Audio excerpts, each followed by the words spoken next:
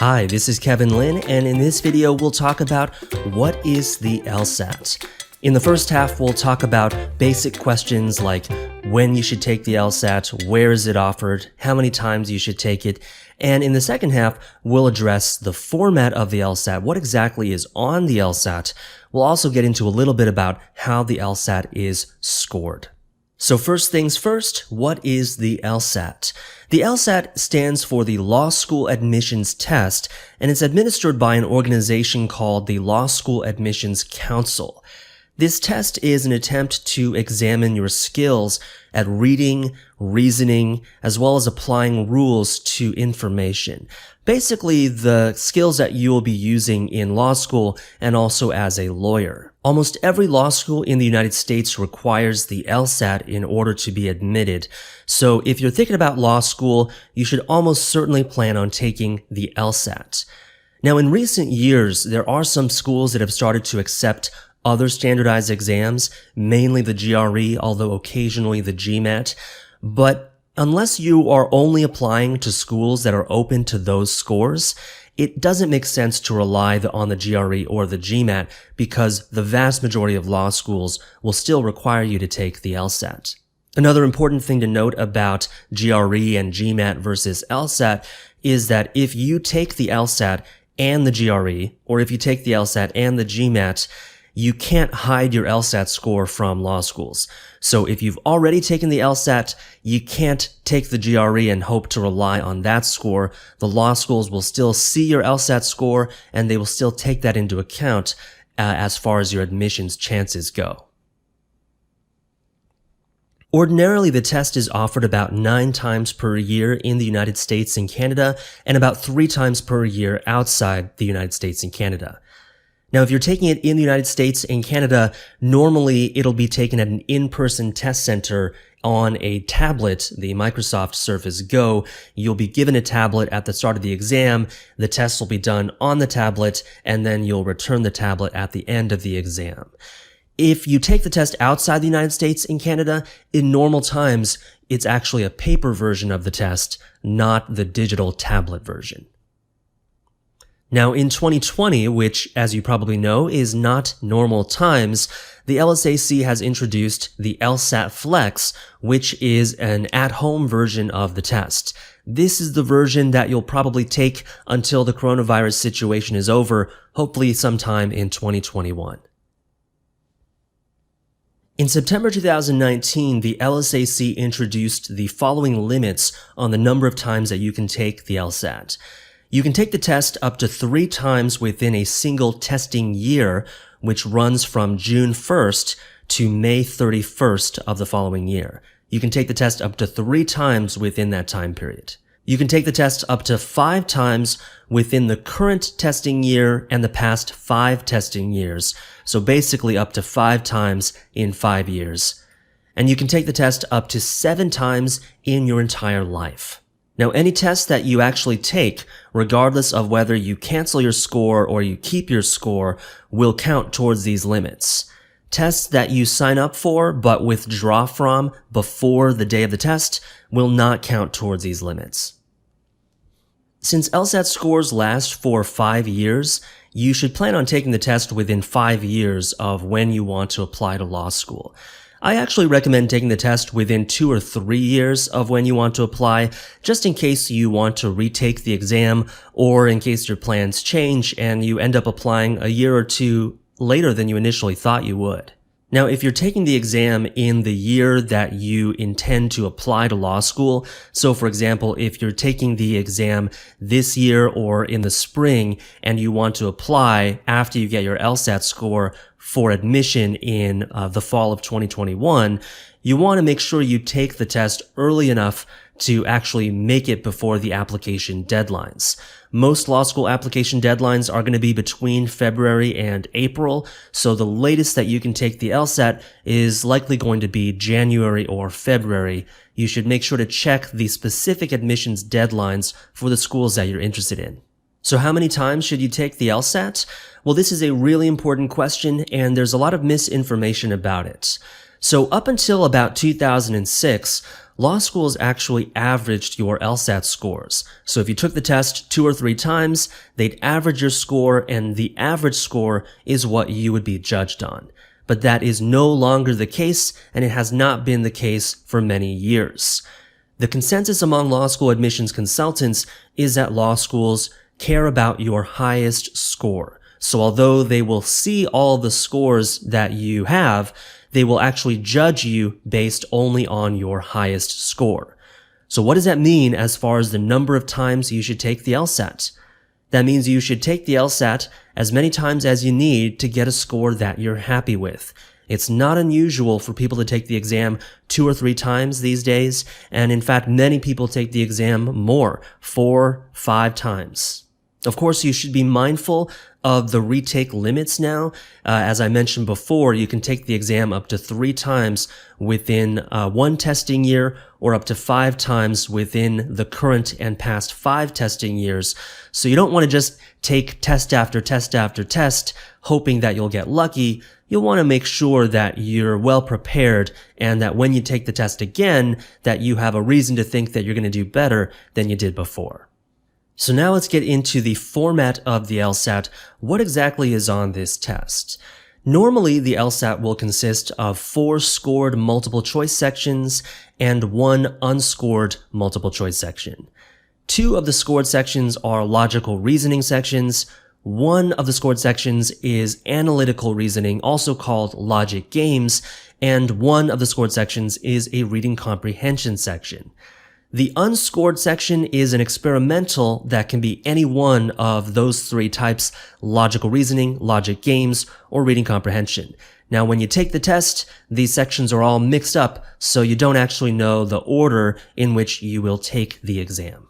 The normal time limit is 35 minutes per section, and you will get a 5-minute warning before the end of each section. There's no penalty for guessing, so you'll want to make sure that you put down an answer for every single question. You should note that on the LSAT Flex version that's given at home, there is no experimental section and there's only 1 logical reasoning section. So LSAT Flex will just have 1 logical reasoning, 1 logic games, and 1 reading comprehension section.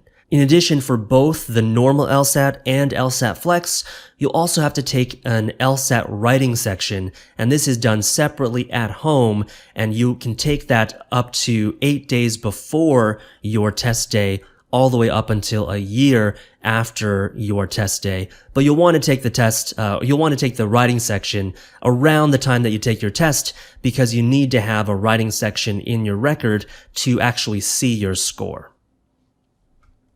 In the logical reasoning section, you'll be presented with 25 or 26 short paragraphs, and each of these paragraphs will contain what's called an argument, or they might just contain a set of facts. There's a lot of different question types in logical reasoning, but they'll all revolve around your ability to understand arguments, to break down the components of the argument, to identify assumptions in an argument, as well as making inferences from sets of facts. Since on the normal LSAT there are 2 logical reasoning sections, normally logical reasoning accounts for about 50% of your score. On the LSAT Flex, since there's only 1 logical reasoning section, it accounts for about 1/3 of your score.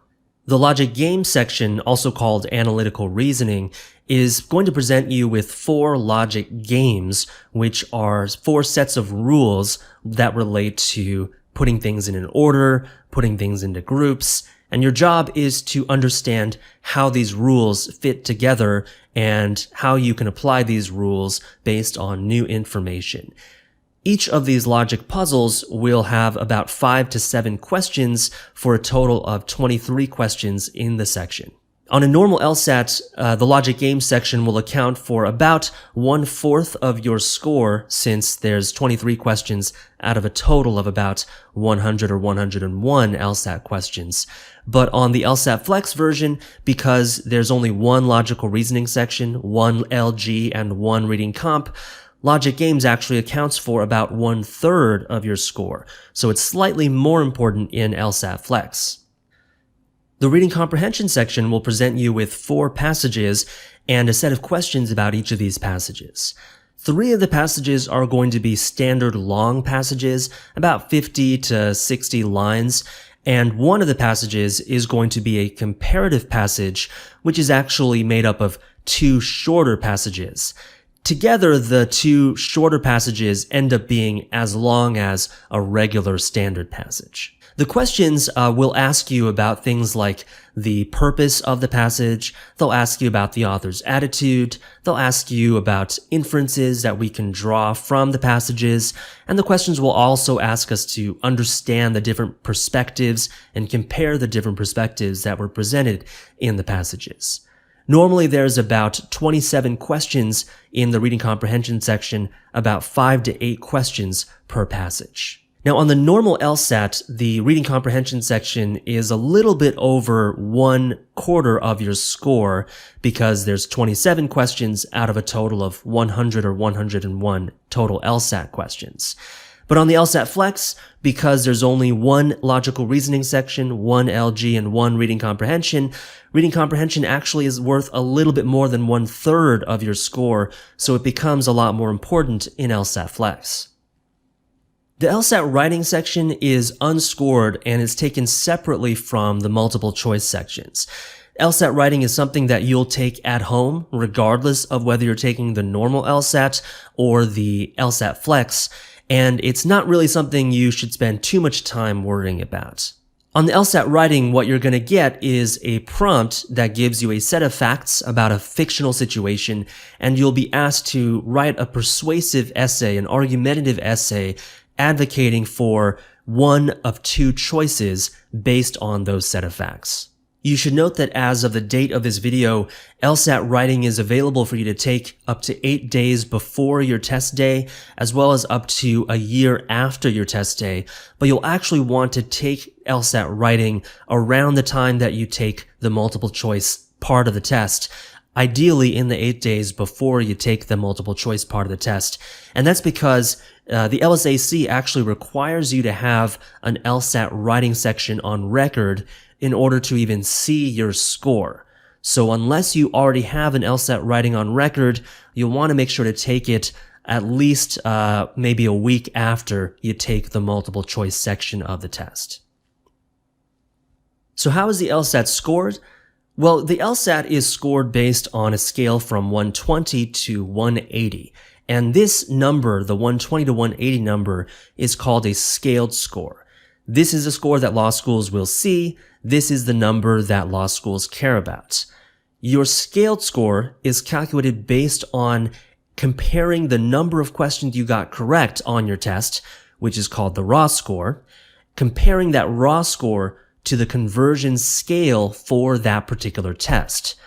The conversion scale is determined ahead of time by the LSAC, and it's based on the difficulty of the exam that you took. So if your exam was a lot harder than the average LSAT, the conversion scale will account for that, and you'll be allowed to make more mistakes for the same scaled score. So for example, a raw score of 90 might convert to a scaled score of 170 on one exam, but it might also convert to a scaled score of 172 on another exam if that exam was more difficult. Because there is this conversion scale, you shouldn't worry about which LSAT is more difficult than another LSAT. Across the entire year, across all administrations of the LSAT, there's no such thing as one administration tending to be more difficult than another administration. And even if there were, the LSAT scale would account for that difficulty. Now, as far as typical scores go, the median score, the 50th percentile score among all LSAT takers, is about 152.